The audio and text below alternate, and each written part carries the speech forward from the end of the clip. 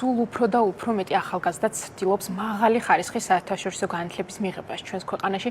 წარმატებული სტუდენტები ქვეყნის განვითარებაში შეტანილი ყველაზე მნიშვნელოვანი ინვესტიციაა და ჩვენი პლატფორმა ამას დიდი ხანია სრულად იაზრებს. მსოფლიოს წამყვან უნივერსიტეტებში მიღებული ცოდნა და პროფესიული კავშირები კი ისეთ შესაძლებლობებს ქმნის, რომელიც არა მხოლოდ თავად სტუდენტებისთვის, არამედ იმ საზოგადოებისთვისაც სასიკეთო აღმოჩნდება მომავალში, რომელშიც ამ ცოდნას დააბრუნებენ ისინი. სულ უფრო მეტი ქართველი ახალგაზრდა ცდილობს საკუთარი ადგილი დაემკვიდროს მსოფლიოს ყველაზე პრესტიჟულ აკადემიურ სივრცეებში, თუმცა ამ გზას ხშირად არაერთი გამოწვევა ახლავს თან.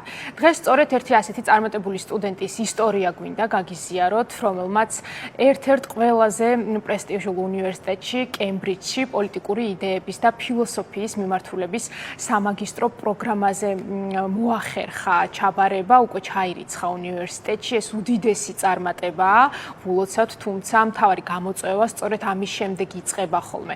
როგორ შეძლებს სტუდენტი სწავლის გაგრძელებას, როდესაც განათლების მიღებას მნიშვნელოვანი ფინანსური რესურსი სჭირდება? რა ტიპის პასუხისმგებლობას უნდა გრძნობდეს სახელმწიფო ასეთი სტუდენტების წინაშე და როგორი შეიძლება იყოს ეს მხარდაჭერის ფორმა? დღეს ვისაუბრებთ იმ შესაძლებლობებსა და ბარიერებზე, რომლებიც დღეს ქართველ ახალგაზრდებს აქვთ. თემაზე საუბარს ჩვენ სტუმართან ერთად გავაგრძელებთ. მარიამ სუხიტაშვილი თავისუფალი უნივერსიტეტის კურსდამთავრებულია ჩვენთან ერთად. გილოცავთ პირველ რიგში ამ წარმატებას და მადლობას გიხდით, რომ ჩვენთან ხარ, გაგვეცანი, მოგვიყევი. როგორია ის დღე, როცა იღვიძებ, ამოწმებ ალბათ მეილს და ხვდები, რომ კემბრიჯის უნივერსიტეტში ჩარიცხვის წერილი. ალბათ ეს ემოციები არის ყოველთვის დაუვიწყარი.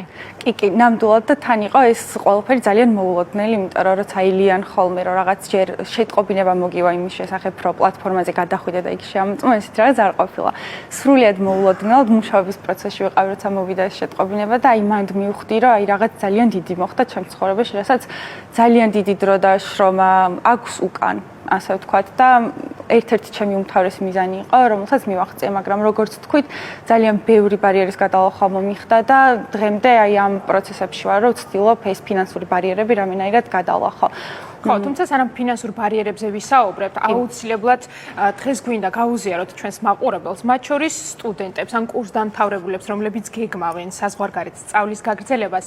რა გზის გავლა შეიძლება უწევდეს ახალგაზრდას საქართველოდან ადამიანს იმისთვის, რომ პირველ რიგში დააკმაყოფილოს ის საერთაშორისო სტანდარტი, რომელსაც ითხოვენ იმ კლასის უნივერსიტეტები, როგორიც არის კემბრიჯი, და მეორე მოახერხოს ამ გზის გავლა, ხო და მივიდეს ჩარიცხვის წერილამდე თუ უნდაც, სანამ ვისაუბრებთ იმ თქვათ ფინანსურ მხარეზე, რომელიც აუცილებელია ამ პროცესში გადამწყვეტი მნიშვნელობა აქვს. იცით რა, ეს პროცესი ზოგადად მაინც ინდივიდუალურია, გააჩნია ფინანსურ ფონდს, ეკონომიკურ ფონდს და ასე შემდეგ, მაგრამ ზოგადად ერთი ტექნიკური და კონკრეტული მიმართულებით რაც შემიძლია ვთქვა, არის ის, რომ საზღვარგარეთ ძალიან აფასებენ ფორმალური განათლების მიღმა, ის თუ რა გამოცდილებები გაქვს პროექტებში, სხვადასხვა პროგრამებში და ასე შემდეგ, იმიტომ რომ რაც უფრო დიდი გაქვს ბექგრაუნდი და რაც უფრო არაფორმალური განათლებიდან გაქვს ცოდნა მიღებული, უფრო მეტად ფასობს საზღვარგარეთ და რაც ვაკვირდებოდი ბავშვობიდან დიდად არ იყო ამის პრაქტიკა და ის სასურველი არის, რომ სტუდენტებისთვის შემირჩევა იქნება, რომ მაქსიმალურად შეეცადონ ეს გარე აქტივობებით მაქსიმალურად შეივსონ თავიანთი ცოდნა და ღირებულებები, ასე ვთქვათ. დამატებით ყურადღებას რაც მივაქცევდი და რაც შესაძლებლობას გაძლევს, რომ აი ამ აკადემიურ სტანდარტებს მივახლოვდე, არის სწავლის ფორმატი, ან გააჩნია როგორი მიმართულებით იღებ განათლებას. მე მაგალითად თავისუფალ უნივერსიტეტში ვსწავლობდი, რომელიც ხელს მიწყობდა ძალიან, რომ თანხმდროში ვყოფილიყავ იმ სტანდარტებთან, რაც საზღვარგარეთ არის მიღებული და ამაში ვგულისხმობ იმას, რომ თავისუფალ უნივერსიტეტს ძალიან ხშირად აქვს ასეთი პრაქტიკა, რომ სტუდენტები, რომლებიც მიდიან საზღვარგარეთ, ჰარვარდში, ოქსფორდში, კემბრიჯში, ასეთ დიდ უნივერსიტეტებში და იღებენ რაღაც პროგრამების გამოცდილებას, შემდეგ მოდიან და ეს ცოდნა ჩამოაქვთ უნივერსიტეტში და შესაბამისად აი ეს გარემო თავიდანვე ამ ყველაფერთან მიჩვევა, ინტენსიურ მუშაობასთან მიჩვევა ძალიან დიდ როლს თამაშობს. არაფორმალური განათლება ახსენე მარიამ და ჩვენ ახლა კადრში ვხედავთ და არაერთი კადრი არსებობს, ხო, ასეთი როგორია ამ პროცესში სკოლებში მზადება ეს არ იწყება ვთქვათ 1 წლით ადრე და 2 წლით ადრე, ხო? როდის უნდა დაიწყოს რეალურად სტუდენტმა, მათ შორის ახალგაზრდამ თუ ეს სკოლის მოსწავლე იქნება მზადება იმისთვის, რომ რეალურად იმ შედეგამდე მივიდეს, რომელსაც შენ ასე ახლოს უკვე მიუახლოვდი და სულ ერთი ნაბიჯი დაგრჩა. კი, აი სწორედ მაგას ვამბობ ყოველთვის, რომ ძალიან ადრეული ასაკიდან გადავწყვიტე, რომ საზღვარგარეთ სწავლა მინდოდა და ალბათ ერთ-ერთი მთავარი განმაპირობებელი ფაქტორი, რომ ჩარიცხვის წერილი მივიღე, იყო სწორედ ის, რომ თავიდანვე დავიჭირე თადარიგი, რომ რაღაც ცოდნა და გამოცდილებები დამეგროვებინა. აი თავიდანვე რამდენი ხნით არის? ხო, აი დაახლოებით ზუსტად ვერ გეტყვით, მაგრამ ალბათ 14-15 წლის ასაკში უკვე ვიცოდი, რომ მინდოდა საზღვარგარეთ სწავლა. მაგას მიემართებოდა ყველა ჩემი დახარჯული რესურსი, რომ საბოლოოდ მოუხვედრილიყავი საერთაშორისო აღიარებულ პრესტიჟულ უნივერსიტეტში, რომელიც ესეთ საოცარ განათლებას მომცემდა და ამ გზაზე ძალიან მნიშვნელოვანია გარდა საქართველოში ლოკალურად არსებულ პროგრამებში მონაწილეობისა, საერთაშორისო პროგრამებში მონაწილეობაც, როგორც არის მაგალითად ერასმუსის გაცვლითი პროგრამები,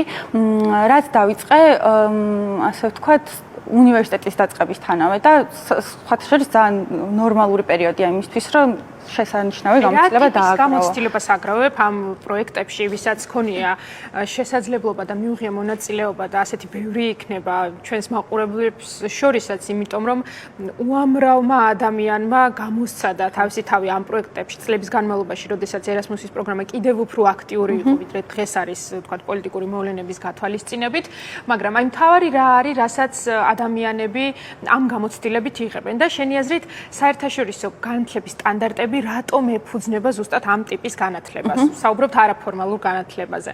თუმცა ის რომ აკადემიურ მოსწრებას ნამდვილად ყურადღებას აქცევენ, ესეც უნდა აღვნიშნოთ, ხო? ხო, ის თუ რას გაძლევს ეს პროგრამა, დამოკიდებულია ზოგადად პროგრამის შინაარსზე, მაგრამ ზოგადად ყველა ტიპის პროგრამას ახასიათებს პირველ რიგში ის, რომ გაძლევს საშუალებას კულტურულ მრავალფეროვნებას გაეცნო, ასე ვთქვათ, სხვა კულტურის წარმომადგენლებთან იმუშაო, თანამშრომლო და ეს სივრცე ადაპტაცია მე მომავალში ძალიან ხელს გიწყობს, რომ უფრო მეტად მოერგო იმ გარემოს და უფრო მეტად ადაპტირდეს ამომავლოდ თუ მიიღებ სწავლის გაგრძელების საშუალებას. პირველი არის ეს, ალბათ, რომ სხვებთან ურთიერთობა, თანამშრომლობა, უცხო ქვეყნის მოქალაქეებთან ურთიერთობა ძალიან გეხმარება, რომ დახვეწო, ანუ განავითარო და რაღაც პერსპექტივები გაიმჯობესო. გარდა ამისა, უშუალოდ დამოკიდებულია იმ პროგრამაზე, რაზეც ხარ წასული შინაარსობრივად რა მოგაქვს და რა ინფორმაციას იღებ. ხო, აი მაგალითად მე ძირთადად რა გაცვლით პროგრამებშიც ვიღებდი მონაწილეობას, ძირთადად მიემართებოდა ახალგაზრდულ საქმიანობებს. ანუ ახალგაზრდულ საქმიანობებში ჩართვა როგორ შეიძლება, რომ მსგავსი რაღაც ახალგაზრდული ორგანიზაციების გავლით გააკეთოს იქეთე საზოგადოებაში და ეს პროცესები მოიცავდა დაგეგმარებას, რაღაც პრაქტიკულ სამუშაოს, რაც ძალიან აკლია განსაკუთრებით საქართველოს საგანმანათლებლო სივრცეებს. მაგრამ ბექგრაუნდი ახსენე და ჩვენ ახლა შეიძლება გვუყურებენ ისეთი მოსწავლეები, მათ შორის სტუდენტები სკოლის, რომლებიც იაზრებენ, რომ შეიძლება არ გქონდეთ ისეთი საერთაშორისო გამოცდილება დაგროვებული პირველ რიგში და მეორე არ გქონდეთ მაღალი კლასის სასკოლო განათლება მიღებული. გულისხმობ, ვიცით, რომ ჩვენს ქვეყანაში თქვათ იგივე კერძო სკოლები ასევე ფინანსურ საკითხებთან არის დაკავშირებული და საჯარო სკოლებში აი მითია, რომ წარმოუდგენელია საჯარო სკოლაში სწავლობდეს ბავშვი და მან შეძლოს ამ მასშტაბის წარმატებას მიაღწიოს. ხშირ შემთხვევაში ეს მითი გამართლებულია, იმიტომ რომ სტატისტიკას თუ შევხედავთ, ასეც ხდება, რომ თქვათ უცხოენოვანი სკოლები და სხვა მაღალფასიანი კერძო სკოლების კურსდამთავრებულები უფრო ხშირად ახერხებენ ხოლმე უცხოეთში სწავლის გაგრძელებას. აი როგორ უნდა მოახერხოს რიგითმა სკოლის მოსწავლემ აისრულოს თავისი ოცნება, გარდა იმისა, რომ ამას სჭირდება ალბათ უამრავი დრო და შრომა და ამისთვის ხო პირველ რიგში ეს არის საამაყო შენი მხრიდან, მაგრამ აი კიდევ რა ნაბიჯები უნდა გადადგას იმისთვის, რომ დაამტკიცოს, რომ ეს ნებისმიერ ადამიანს შეუძლია. იცით როგორ არის, ალბათ ყველაზე მთავარი ფოკუსი, რაც ამ შემთხვევაში უნდა გაკეთდეს, არის რაღაც შემთხვევაში როგორ იყო, ესეც მაინტერესებს. ხო, ჩემ შემთხვევაში სიმართლე რომ გითხრათ, საფუძველი მომცა კერძო სკოლამ. თავიდან რამდენიმე წელი სწავლობდი კერძო სკოლაში და აქვე დავასახელებ, ძალიან მაძლიერი ვარ, IAJ-ში დავდიოდი, რომელმაც მოახერხა, რომ რაღაც ისეთი ტექნიკები და სტრატეგიები შემუშავებინა, რაც მოგვიანებით ძალიან დამეხმარებოდა პიროვნული თვისებების განვითარებაში და ეს შესაძლოა გაიმეორონ მაგალითად საჯარო სკოლის მოსწავლეებთანაც ვიტყვი კონკრეტულად რაც იყო. როდესაც სკოლაში შევედი სასწავლებლად, ჩემო დირექტორმა დედაჩემს გააფრთხილა, რომ არავითარ შემთხვევაში არ ჩაერიო ბავშვი საქმეებში, რა დავალება იქნება, რას გააკეთებს, როგორი მუშაობს და ასე შემდეგ. და დედაჩემ ეს ძალიან პირდაპირ მიიღო და ამ პროცესის შემდეგ არასდროს არც ერთ შემთხვევაში დედაჩემს არ შეუმოწმებია არ ჩემი დავალება, არასდროს არ ჩაუბარებია ასე ვთქვათ, მოსაყოლი თუ არ ვიცი, საკითხავი დავალებები და მუდმივად აი ამ პროცესის შემდეგ განმივარდა პასუხისმგებლობა საკუთარ თავთან და არა გარე სივრცეებთან, ანუ დედაჩემთან არ მქონდა ვალდებულება, მქონდა ჩემთან ვალდებულება და პირველ რიგში არის ალბათ ის, რომ შულს დაეხმარო მისცე თავისუფლება და მისცე იმის საშუალება, რომ დამოუკიდებლად საკუთარ თავთან პასუხისმგებლობაში დაიწყოს მოქმედება და საკუთარი არჩევანის გათვალისწინებით დაიწყოს რაღაც საქმეების, საკითხების მოგვარება, რაც სამომავლოდ განათლების მხრივ დაეხმარება.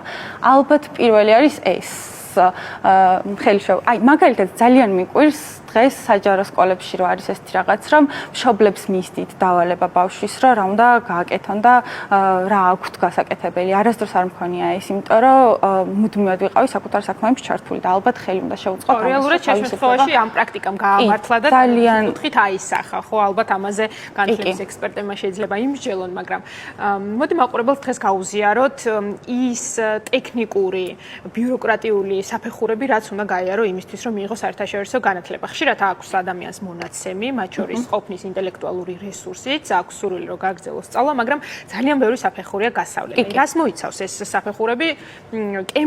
კემბრიჯის უნივერსიტეტი რას ითხოვს ყოველ შემთხვევაში? მოდი, მაშინ აი უშუალო უნივერსიტეტის პერიოდიდან დავიწყებ, ხო? კი, ეს არის თქვა სამოტივაციო წერილები, რეკომენდაციები, რა ტიპის გამოცდები, როდის უნდა დაიწყოს ადამიანმა ამ ყველაფრის ზრუნვა და მოგროვება ამ საბუთების?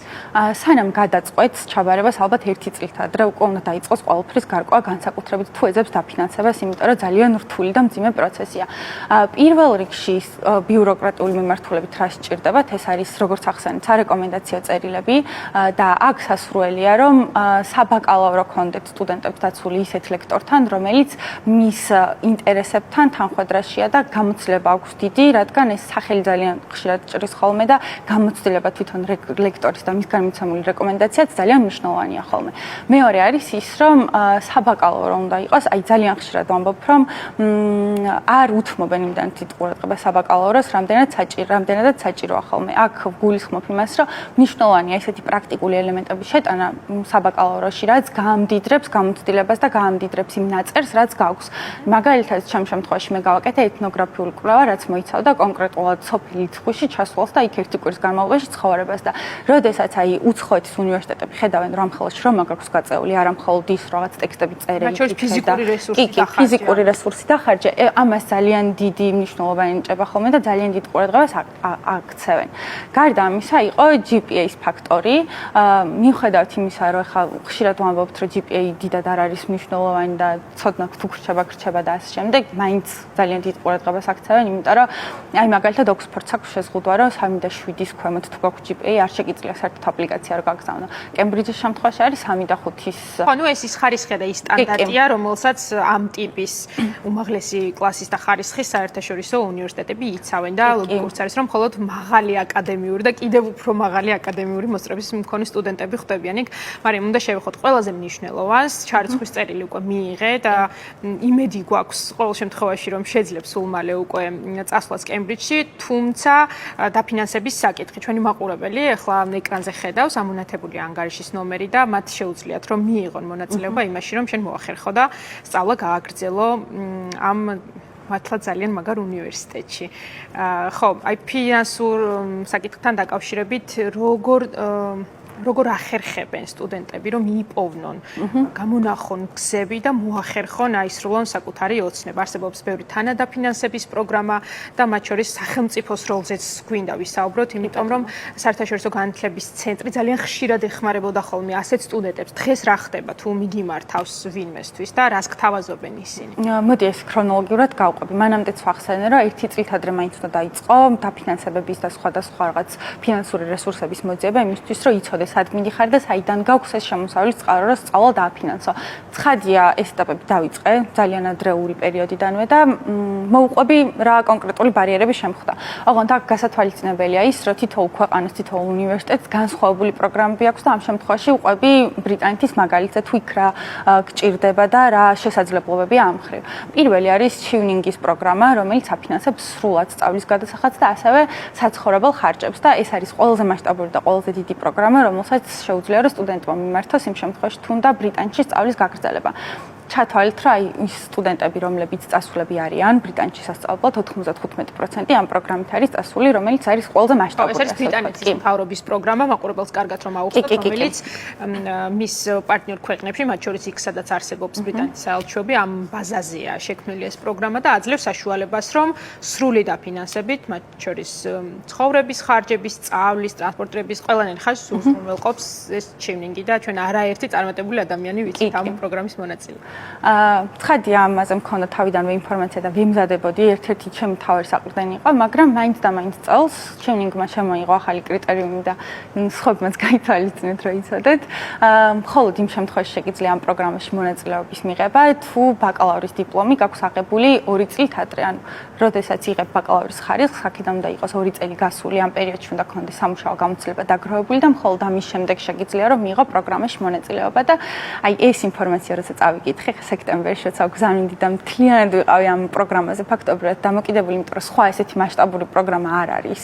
აი მანდ ესეთი შეგრძნება მქონდა, რომ მიწა გამომეცალა, როგორც თქვია, მაგრამ ხო, ნუ მაინც არ გავჩერდი და ვეცადე სხვა გზები. ეხლა სხვა გზები რა არის? მეორე თვითონ უშუალოდ კემბრიჯი, რასაც გთავაზობს, არის ბილ გეიტსის დაფინანსების პროგრამა და დარწმუნებული ვარ, რომ ბევრ სხვა უნივერსიტეტს აქვს მსგავსი პროგრამები, ოღონდ აქ ითხოვენ ძალიან ბევრს. ბევრში იგულისხმება ის, რომ თვითონ სახელიც გვეუბნება, რომ ბილ გეიტსი ძირითადად ამერიკელ სტუდენტებს აფინანსებენ PhD სტუდენტებს და ძირითადი მოთხოვნა არის ის, რომ აღწერო რა გაგიკეთებია საზოგადოებისთვის და ფაქტობრივად კონკურენციას ვერ გავუწევდი, იმიტომ რომ იღებენ ისეთი ადამიანები მონაწილეობას, რომლებსაც აქვთ ორგანიზაციის შექმნის გამოცდილება, ან ფონდის დაარსების გამოცდილება და არ ვიცი, შესაძლოა რომ დიდი მასშტაბის სასიკეთო საქმე რომ გაუკეთებიათ და ქართველი სტუდენტისთვის ამ გლობალურ მასშტაბზე საუბარი ცოტა რთულია.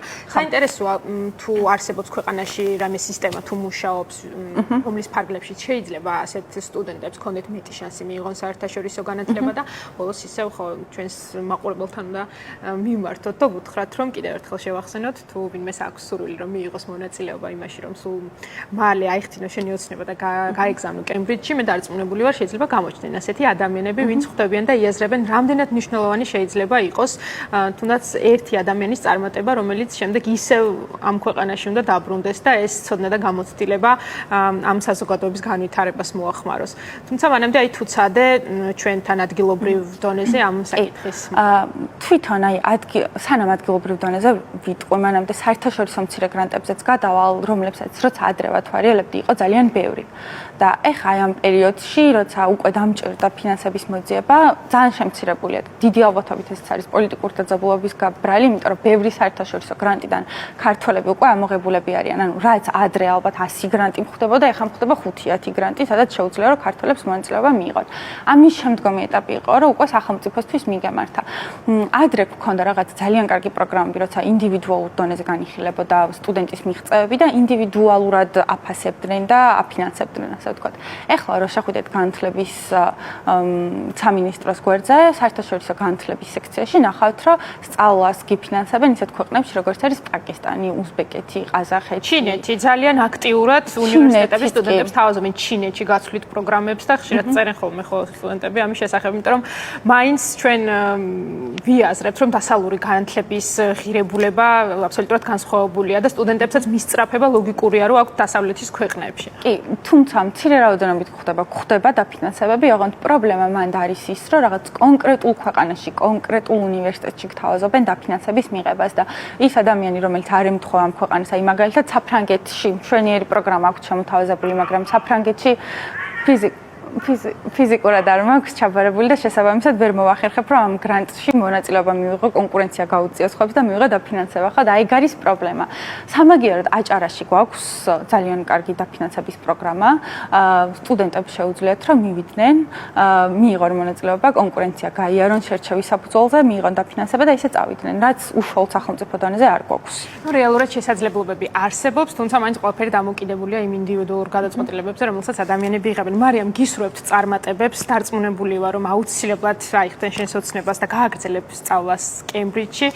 დიდ მადლობას გეტყვით სტუმრობისთვის.